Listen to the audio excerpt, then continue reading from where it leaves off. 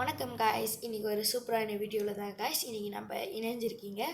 Okay, இன்றைக்கி என்ன டாபிக்னு பார்த்தீங்கன்னா, நிக்கோலா டெஸ்லாவை பற்றி ஒரு சிறிய கதை உங்களுக்கு சொல்ல போகிற மக்களே. அந்த கதையை வாங்க மக்களே இப்போ வாசிக்கலாம். நம்ம யாருக்காவது நிக்கோலா டெஸ்லாவை பற்றி தெரியுமா? காலத்தால் மறக்கப்பட்ட இந்த அறிவியலாளர்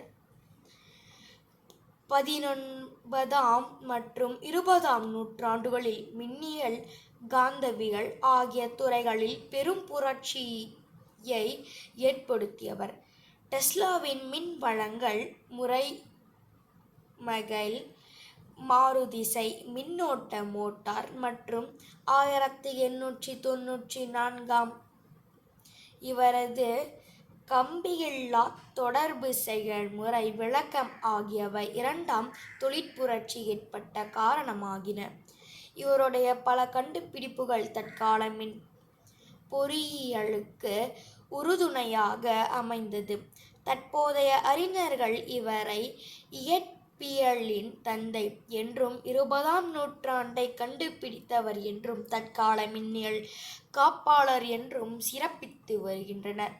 அறிவியல் தொழில்நுட்ப வளர்ச்சியை குறித்து இவருடைய சில கூற்றுகள் மக்களிடையே இவர் ஓர் அறிவியலாளர் எனும் எண்ணத்தை ஏற்படுத்தியது.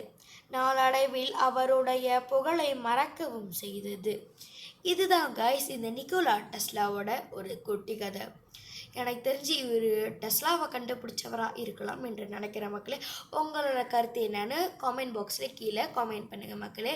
ஓகே மக்களே, இந்த வீடியோ இதோட முடிஞ்சிச்சு. அடுத்த வீடியோவில் சந்திக்கலாம் மக்களே. நன்றி, வணக்கம்.